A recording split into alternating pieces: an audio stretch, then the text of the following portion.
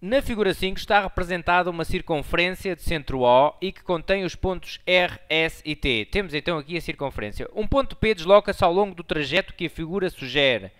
P inicia o percurso em R, portanto, no instante inicial o ponto P está aqui em R e termina-o em T, fazendo então este percurso que aqui está. Diz depois o seguinte: para cada posição do ponto P, seja T o tempo decorrido desde o início do percurso e seja D a distância, isto é muito importante, ok? Seja D a distância do ponto P ao ponto O. É muito importante esta informação, porque quando temos estas perguntas de gráficos, onde temos que fazer a adequação do gráfico ao contexto que nos estão a apresentar, é importantíssimo darmos muito sentido ao que representa a nossa função. E pode ser situações muito parecidas, ok? Neste caso é a distância do ponto P ao ponto O. Poderia ser, por exemplo, distância percorrida. E se fosse distância percorrida, é claro que o gráfico teria de estar sempre a aumentar. Mas não, neste caso é a distância do ponto P ao ponto O. Ora, ele pode estar mais próximo ou mais longe do ponto O, não é? É isso que vamos então verificar. Apenas um dos gráficos está correto e o que pretendemos aqui é fazer uma composição onde vamos anular cada uma das respostas erradas. Eu vou dar tópicos apenas, ok? Depois poderiam estruturar a composição com base nestes tópicos, mas não vou escrever porque isto em vídeo para escrever fica um bocado maçador.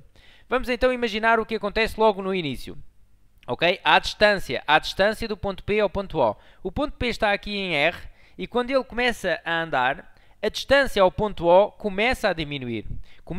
É decrescente no instante inicial, quando se faz o movimento, a distância tem de ser decrescente. Ora, isto anula a hipótese A, porque a distância não começa logo a decrescer, é constante aqui, não é? E nós vemos que, reparem, a distância mesmo no início, quando o ponto P estava ali, é esta. E quando ele, portanto, ele se desloca um bocadinho mais daqui para a frente e a distância fica menor. E, portanto, terá de ser decrescente. Ora, todos os outros são decrescentes. E, portanto, diríamos o seguinte: o gráfico A não traduz a nossa situação porque a distância começa por diminuir. A distância do ponto P ao ponto A começa por diminuir, ok? Eu vou abreviar e dizer o seguinte: portanto, no início, D é decrescente. Vou colocar assim uma setinha a dizer que decresce. Vocês diriam então, vou só repetir mais uma vez, no início do movimento, a distância do ponto P ao ponto O é decrescente. Logo, o gráfico A contradiz esta situação. Vamos ver, por exemplo, aqui o gráfico B. Portanto, no percurso, eu vou fazer aqui várias distâncias. À medida que o ponto P vai avançando, a distância ao ponto O eu vou representar aqui algumas distâncias, não é? Reparem, existe algum momento onde a distância do ponto P ao ponto O, que são estas a cor laranja que eu estou aqui a fazer, é nula, é zero? Em algum momento o ponto P está em cima do ponto O? Não, nunca. Ou seja, a distância nunca é nula. Nunca é igual a zero. Ok? E isso anula a hipótese B. Então diríamos assim: o gráfico B não pode representar a nossa situação porque a distância nunca é nula. O ponto P nunca coincide com o ponto O. Ok? E diríamos isso. D é sempre diferente de zero. E neste gráfico existe aqui um instante T onde a distância é nula. Ok? Agora temos estes dois que são muito parecidos, mas quando estamos entre dois nós podemos compará-los, dizer em que é que eles são diferentes. E reparem que são diferentes aqui.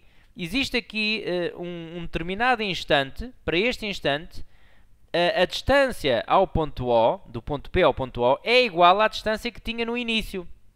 Bom, e neste não, neste é diferente, é maior. Ou seja, a distância, portanto, aqui num determinado instante, quando depois começa a ficar constante, e este facto também é importante, quando a distância depois começa a ficar constante, ela toma um valor igual ao que tinha no início. Então vamos tentar encontrar este ponto onde a distância começa a ficar constante, para sabermos como é que o gráfico deveria ser nesse instante. Bom, e quando é que a distância começa a ficar constante? Quando o ponto P chega aqui acima da linha da circunferência. Porque reparem, quando o ponto P está no início, está aqui. Quando ele chega aqui a este ponto, ao ponto S, ele vai caminhar sempre em cima da linha da circunferência. Bom, e como estamos em cima da linha da circunferência, a distância ao centro é sempre a mesma, não é? Portanto, a distância aqui será constante. E, portanto, nós por aqui vemos que a distância começa a ficar constante, sempre a mesma, quando o ponto P fica em cima do ponto S. Bom, e nesse momento, reparem que a distância ao ponto O é igual à distância que tinha no início, ok?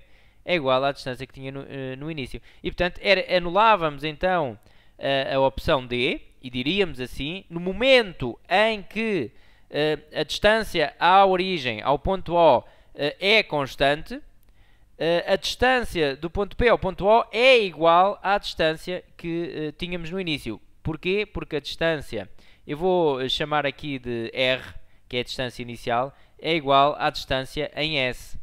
O que não acontecia então aqui, porque aqui nós estamos no ponto S, ok? Nós estamos aqui no instante S, é um determinado tempo, não é? E por isso ficaríamos com a opção C, ok?